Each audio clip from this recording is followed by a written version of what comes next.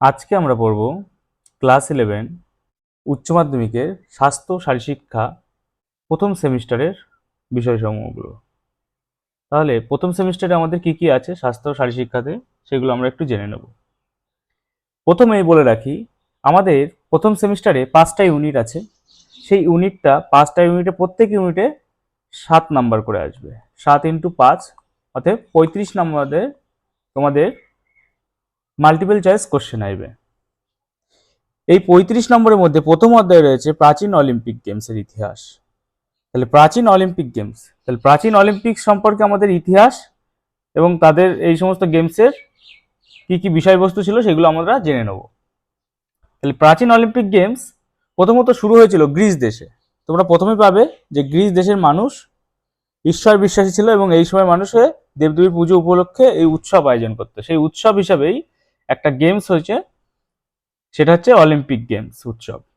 এছাড়াও আরো কয়েকটা উৎসব গেমসের নাম ছিল, যেরকম নাম ছিল Pythian games, Nemean games, Olympic games. এগুলো সবই কি ছিল? একটা উৎসব। এই উৎসবটা মূলত দেবাদিদেব জিউসের সম্মানে করা হতো। তোমরা এই এই এই টপিকেই পেয়ে যাবে জিউসের সম্মানে, এই লাইনটাই পেয়ে যাবে, জিউসের সম্মানে আলোচিত হতো। তা তোমাদের এখান থেকে কিছু মাল্টিপল চয়েস আসতে পারে।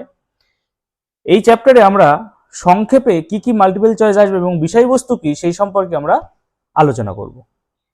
তাহলে জিউসের সম্মানে এখানে একটা প্রশ্ন পেলে, অলিম্পিক গেমস পেলে, নিমিয়াম গেমস পেলে, এইগুলো কি গ্রিস দেশে অনুষ্ঠিত হতো। আর এর মধ্যে সবচেয়ে প্রচলিত এবং সবচেয়ে বেশি খ্যাতি অর্জন করেছিল যে গেমসটা, সেটা হচ্ছে অলিম্পিক গেমস। তা অলিম্পিক গেমসের শুরু হয়েছিল 776 খ্রিস্টপূর্বাব্দে। এটা খুবই ইম্পর্টেন্ট আমাদের পরীক্ষার দিক থেকে দেখতে গেলে। এরপরের টপিক রয়েছে প্রাচীন অলিম্পিক গেমসের উদ্দেশ্য। তাহলে প্রাচীন অলিম্পিক গেমস তার কি উদ্দেশ্যে এই গেমসটা চালু হয়েছিল সেই সম্পর্কে আমাদের একটু জানা দরকার। প্রথমে বলি, প্রাচীন অলিম্পিক গেমসে প্রাচীন গ্রিসকে বলা হতো হেলাস। এই হেলাস ছোট ছোট রাজ্যে বিভক্ত ছিল। কটা রাজ্যে বিভক্ত ছিল? 5টা 6টা। বেশি বেশি বেশি প্রয়োজন বা বেশি জনপ্রিয় কিছু রাজ্য ছিল, সেগুলো হচ্ছে এথেন্স, স্পার্টা, এলিস, পিসা, আর্গস। সরি। তাহলে এই কয়েকটা রাজ্যে বিভক্ত ছিল। তাহলে এরপরে প্রাচীন অলিম্পিক গেমসের কি বললাম আমরা? উদ্দেশ্য। উদ্দেশ্য কি ছিল? দেখো পয়েন্ট করে তোমাদের দিয়ে দিয়েছে, এখান থেকেই তোমাদের মাল্টিপল চয়েস আসতে পারে। কি? হেলাস। এই যে বলেছি গ্রিসকে বলা হতো যে হেলাস, এটা একটা পয়েন্ট। তাহলে এরা কি ছিল? যুদ্ধ বিদ্রোহ। তারা যুদ্ধ বিদ্রোহে সবসময় ব্যস্ত থাকতো, সেটা থেকে বাঁচার জন্য এই অলিম্পিক গেমসটা চালু হয়। 2 নম্বর হচ্ছে নবীন তেজকে জাগিয়ে তোলা। নবীন তেজ মানে যুবকরা, এই দেশে যারা যুবক, নতুন যারা যুবক হয়ে দেশকে এগিয়ে নিয়ে যাবে, তাদেরকে জাগ্রত করে দেশকে উন্নত করার জন্য তারা চেষ্টা করেছিল।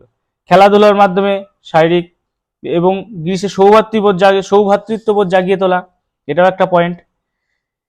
তাহলে সৌভ্রাতৃত্ববোধ এটা একটা ইম্পর্টেন্ট পয়েন্ট তোমাদের রয়েছে। এছাড়াও কি রয়েছে এখান থেকে আর একটা 8 নম্বর পয়েন্টটা তোমরা দেখো, এখানে রয়েছে ক্রীড়াবিদদের 4 বছর পর অনুষ্ঠানের মাধ্যমে একত্রিত করা হয়।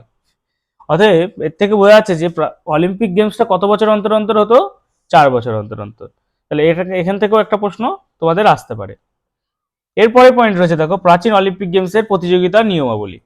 তাহলে প্রাচীন অলিম্পিক গেমসের প্রতিযোগিতার নিয়মাবলীগুলো নিচে দেওয়া রয়েছে। কি কি নিয়ম করতে হতো?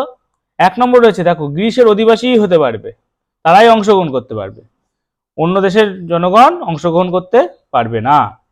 2 নম্বর রয়েছে দেখো, 2 নম্বর পয়েন্ট রয়েছে অপেশাদার প্রতিযোগীরাই কেবল অংশগ্রহণ করতে পারত। অপেশাদার মানে যারা পেশাদার নয়, মানে টাকার জন্য খেলছে এরকম নয়, তাদের নিজের প্যাশন থেকে যে সমস্ত খেলা খেলছে তারাই হচ্ছে এখানে অংশগ্রহণ করতে পারত। তারপরে কেউ অপরাধী হলে সে অংশগ্রহণ করতে পারতো না।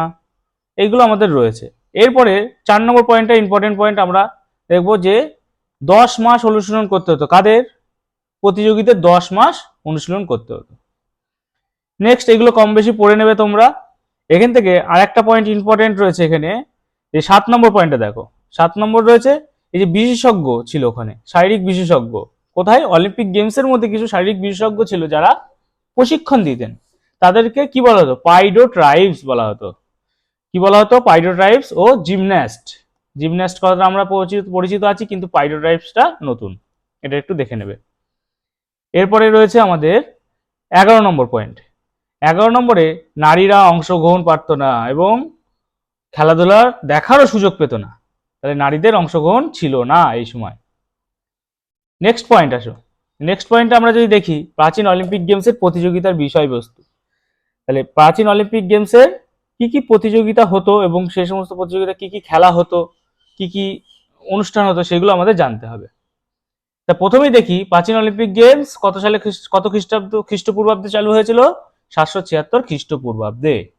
তাহলে এখানে একটা সোজা পথের দৌড় হতো, সেই সোজা পথটা কতটা ছিল? 192.28 মিটারের ছিল। কত মিটার ছিল? 192.28 মিটার। তাহলে এই যে 192.28 মিটারের সোজা পথের দৌড় ছিল, এটা প্রাচীন অলিম্পিক গেমসের একটা প্রথম একটা ক্রিয়া বা একটা খেলা। এরপরে পরবর্তীকালে আরো কি কি খেলা শুরু হয়েছিল? রথ দৌড়, ঘোড়া দৌড়, তারপরে দেখো লং জাম্প, শুধু দৌড়, ট্রিপল জাম্প, ডিসকাস থ্রো, এগুলো সবই আছে পরপর, এগুলো একবার দেখে নেবে, কিন্তু ইম্পর্টেন্ট দাগিয়ে দিয়েছি, এখান থেকেই তোমাদের প্রশ্ন আসবে। নেক্সট, কার্যক্রম। প্রথম অলিম্পিকে কি চালু হয়েছিল? প্রথম থেকে 13 পর্যন্ত, মানে 1 to 13 অলিম্পিক পর্যন্ত আমাদের একটাই খেলা হতো, সেটা কি? 192.28 মিটারের দৌড়। সেটাকে কি বলা হতো? এই নামটা very very important, one stat বা ডোমস। এটা সোজা পথের দৌড় ছিল। এরপরে ইম্পর্টেন্ট আমাদের রয়েছে, দেখো 15তম অলিম্পিক থেকে বেশি ইম্পর্টেন্ট 18তম অলিম্পিকে আসো। 18তম অলিম্পিক খুবই ইম্পর্টেন্ট, এটা মুখস্থ করবে। পেন্টাথলন, কুস্তি, এগুলো যুক্ত হয়েছিল।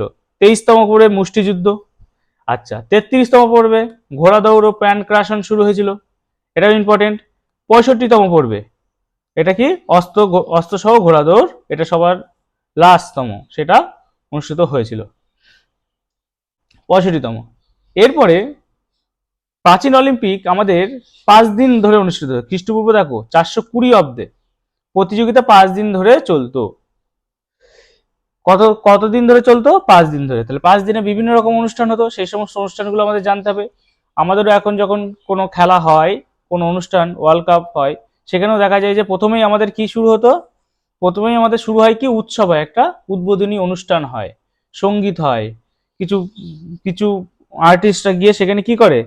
পারফর্ম করেন এবং সমস্ত মানুষরা সেগুলো খুব উপভোগ করেন। ঠিক তখনও ঠিক এরকমই হতো।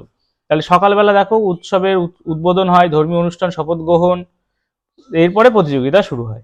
তাহলে এইগুলো সব একবার করে পড়বে, এগুলো থেকে খুব বেশি ইম্পর্টেন্ট কিছু নেই। ইম্পর্টেন্ট চতুর্থ দিনটা পড়বে। চতুর্থ দিন এটা হচ্ছে আমাদের সোজা পথের দৌড় হতো। আচ্ছা, রথ দৌড় দ্বিতীয় দিন হতো সকালবেলা, এটা পড়বে। আচ্ছা, এরপরে আছে অলিম্পিকের শপথ বাক্য।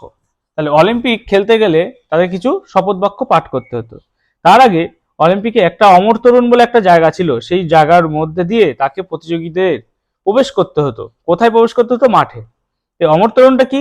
একটা নির্দিষ্ট করে জায়গা করে দেওয়া হতো, তার মাঝখান দিয়ে আসতো এবং একটা ডেস্ক ছিল, সেই ডেস্কের নাম ছিল অমর তরুণ। এবং মনে করা হতো যে এই ডেস্কের উপরে যারা উঠবে বা যারা এই ডেস্কের উপর দিয়ে অতিক্রম করে যাবে, তারা খুব পুণ্য লাভ করবে বা তারা স্বর্গের প্রবেশ পথ পাবে। ঠিক আছে, এইভাবেই তারা খেলার মাঠে প্রবেশ করতো। এটাকে বলা হতো কি? অমর তরুণ। অমর তরুণ দেখো তোমাদের দেওয়া হয়েছে। তাহলে শপথ বাক্য কি? এখানে দেখো একটা পয়েন্ট দেওয়া হয়েছে, এটা ইম্পর্টেন্ট খুবই, যে প্রতিযোগীদের শপথ বাক্যটা কি? যে আমি যেন সর্বশ্রেষ্ঠ প্রতিযোগী হতে পারি। দেখো প্রথম লাইনে লেখা রয়েছে, এবং যদি আমার যোগ্যতা থাকে তবেই যেন আমি প্রতিযোগিতায় সাফল্য লাভ করি। দেখা গেলো আমি যোগ্য নই কিন্তু আমি সাফল্য লাভ করে যাচ্ছি, সেটা যেন না হয়। তাই নীতিগতভাবে আমি সঠিক থাকবো এবং আমি যেন সর্বশ্রেষ্ঠ হতে পারি, তার জন্য আমি কি করব? চেষ্টা করব। এটা হচ্ছে আমাদের অলিম্পিকের শপথ বাক্য। প্রতিযোগীদের, বিচারকদের শপথ বাক্য আছে, একবার পড়বে, কিন্তু ইম্পর্টেন্ট আমাদের প্রতিযোগীদের শপথ বাক্য। নেক্সট, পরে রয়েছে দেখো প্রাচীন অলিম্পিক গেমসের অনুষ্ঠান সূচি। তাহলে এই অনুষ্ঠান সূচি কি কি আছে? সম্মিলিত হওয়া, সবাই একসাথে এসে সম্মিলিত হয়। এখনো যখন অলিম্পিক গেমস শুরু হয়, সেখানে সবার আগে সবাই একসাথে এসে সম্মিলিত হয়। এরপর উৎসর্গ। কাকে উৎসর্গ করা হতো প্রাচীন অলিম্পিক? এই যে জিউসের সম্মানে পশু বলি দেওয়া হতো এবং জিউসকেই উৎসর্গ করা হতো। কাকে? জিউসকেই। আচ্ছা, নেক্সট আছে কুচকাওয়াজ। এটা এখনো হয়, পড়বে, একবার পড়ে নেবে। অমর তরণে প্রবেশ। এই যে অমর তরণে প্রবেশ করার মাধ্যমে ভিতর দিয়ে দেবাদেবী উপস্থিত হন এবং অতিক্রম করাকে অমরত্ব লাভ, এই যে আমি বলেছি যে অমরত্ব লাভ করবে, সেইটা এখানে একটু দেওয়া রয়েছে, সেটা দেখে নেবে। এরপর শপথ বাক্য পাঠ, আগেও দেখিয়েছি ওপরে শপথ বাক্য পাঠটা। আচ্ছা, এরপরে প্রতিযোগিতা উদ্বোধন, আনুষ্ঠানিক ঘোষণা এবং মূল প্রতিযোগিতা শুরু। পরপর পয়েন্টগুলো আছে, একবার করে রিডিং করবে। এখান থেকে সেরকম প্রশ্ন তোমাদের আসছে না বা আসার সম্ভাবনা নেই। বিচারক, এরপরে হচ্ছে অলিম্পিকের বিচারক, এটা ইম্পর্টেন্ট আছে। তাহলে 384 অব্দে অনুষ্ঠিত হয় 108তম অলিম্পিয়াডে পরিচালক সংখ্যা ছিল 10 জন নির্ধারিত করা হয়। তাহলে এটা ইম্পর্টেন্ট একটা প্রশ্ন আছে তোমাদের। এবং 10 মাস পূর্বে এলিসে সবচেয়ে বিচক্ষণ বুদ্ধিমান ব্যক্তিদের মধ্যে 10 জন বিচারক বাছাই করা হতো। তাহলে কয়জন বাছাই করা হতো? 10 জন বিচারক, এবং সেটা 10 মাস পূর্বে হতো। এরপরে আমাদের রয়েছে প্রাচীন অলিম্পিক গেমসের বিজয়ী পুরস্কার। গেমসের বিজয়ী পুরস্কার, বিজয়ীরা কি কি পাবে? এখনকার মতন টাকা পয়সা এরকম পেতো না তখনকার অলিম্পিক বিজয়ীরা। তাহলে তখন কি পেত? এখনকার মতন মেডেলও পেত না। এখন যে মেডেল পাই গোল্ড, সিলভার, তারপরে ব্রোঞ্জ, তখন কি পেত? তখন পশু পেত, খাদ্যশস্য পেত, ধাতু নির্মাণে বিভিন্ন ক্রিয়াভঙ্গিতে খোদিত থাকতো, ধাতুর জিনিসপত্র পেত, এই সমস্ত পেত। এরপরেই আসে কি? মুকুট। কিসের মুকুট পেত? একটা অলিভ গাছ ছিল, সেই অলিভ গাছের পাতার মুকুট।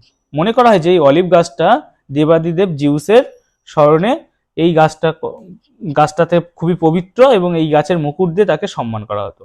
দেখো এখানে রাখা দেওয়া রয়েছে, দেখো বিজয়ীদের মাথায় পবিত্র অলিভ গাছের পাতার মুকুট দেওয়া হতো। এইটা খুবই ইম্পর্টেন্ট, এটা তোমাদের পরীক্ষায় আসার মতন খুব ইম্পর্টেন্ট কোশ্চেন একটা। এছাড়া কি করা হতো? যে প্রাচীন গ্রিসে, এই যে বললাম ছোট ছোট রাজ্যে বিভক্ত ছিল, রাজ্যগুলো প্রাচীর দিয়ে ঘেরা ছিল কংক্রিটের। সেই প্রাচীরগুলো কি করা হতো? একটা বিজয়ী যখন এই রাজ্য থেকে অন্য রাজ্যে যাবে, সেই প্রাচীরে এখানে একটা দরজা তৈরি করা হতো ভেঙে। কারণ ওই ওই যে বিজয়ী যে জিতলো, সে তার সম্মানের জন্য এবং তার যে সম্মান রক্ষার জন্য সেই রাজ্য কি করবে? ওই দরজাটা ভেঙে ওখানে আর একটা দরজা বানাবে, প্রাচীরটা ভেঙে দরজা বানাবে, এবং সেখান দিয়ে তাকে নিয়ে যাওয়া হবে। এটা কোথায় আছে? এই দেখো এই জায়গাটা দেওয়া রয়েছে তোমাদের বইয়ে, এটাও তোমাদের পড়তে হবে। আচ্ছা, এরপরে আছে অলিম্পিকের অবনমন। অবনমন মানে হচ্ছে অলিম্পিকের অবসান এবং কিভাবে শেষ হলো বা বন্ধ হয়ে গেল অলিম্পিক কিভাবে। সবচেয়ে এখানে অনেকগুলো পয়েন্টই আছে, 1 2 3 4 করে, কিন্তু সবচেয়ে ইম্পর্টেন্ট পয়েন্ট আমরা নিচে আসলে দেখতে পাবো 6 নম্বর পয়েন্টটা। এটাকেই মনে করা হয় যে অলিম্পিক বন্ধ হয়ে যাওয়ার পেছনে মূল দায়ী। বলেছে রোমান সম্রাট থিওডোসিয়াস ওয়ান প্রথম কি করেছিলেন?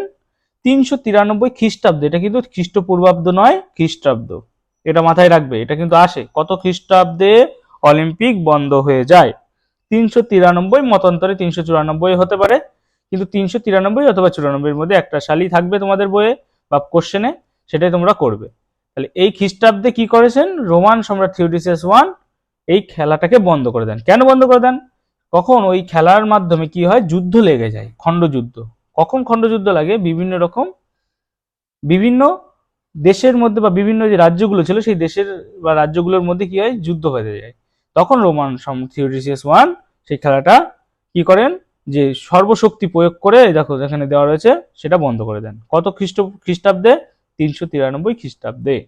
তাহলে মোটামুটি এটা 1200 বছর মতন চলেছিল, 1172 বছর। এবং কটি অলিম্পিয়াড হয়েছে? 297টি। কত খ্রিস্টপূর্বাব্দে শুরু হয়েছে? 776 খ্রিস্টপূর্বাব্দে। একটু কুইকলি বলে দিলাম আমি, এখানে দেওয়া রয়েছে। হ্যাঁ, এখানে দেখো তোমাদের পরপর দেওয়া রয়েছে একই জিনিস, এটা একটু পড়বে, এটা ইম্পর্টেন্ট। এই হলো আজকে আমাদের প্রাচীন অলিম্পিক। তাহলে প্রাচীন অলিম্পিক পড়তে গেলে প্রাচীন অলিম্পিকের এই ইতিহাসটা আমাদের জানতে হবে, যে গ্রিস দেশ এবং এথেন্স দেশের মধ্যে যুদ্ধ বিদ্রোহ প্রায় লেগে থাকতো। সেই যুদ্ধকে ঠেকানোর জন্য সেখানকার বিভিন্ন ক্রীড়াবিদ এবং বিভিন্ন চিন্তাবিদরা বা বিভিন্ন দার্শনিকরা চিন্তা করলো কি, এই যুদ্ধ থেকে মানুষকে ঠেকানোর জন্য কি করতে হবে? এমন একটা খেলা বা এমন একটা উৎসব আয়োজন করতে হবে যার মাধ্যমে জনগণ এই যুদ্ধ থেকে বিরত থাকে। সেই অনুযায়ী তারা 3-4টে উৎসব চালু করেন। প্রথমেই তোমাদের দেওয়া ছিল, সেটা দেখে নেবে। সেই 304 উৎসবের মধ্যে সবচেয়ে জনপ্রিয় হয়ে ওঠে আমাদের এখানে কি? সবচেয়ে জনপ্রিয় হয়ে অলিম্পিক গেমস। দেখো প্রথম পৃষ্ঠাতেই রয়েছে একদম সবার। এটা তোমরা খুব ভালো করে পড়বে। আজকের ক্লাস এই পর্যন্ত। নেক্সট ভিডিওতে আমরা মাল্টিপল চয়েস কোশ্চেনগুলো আলোচনা করব।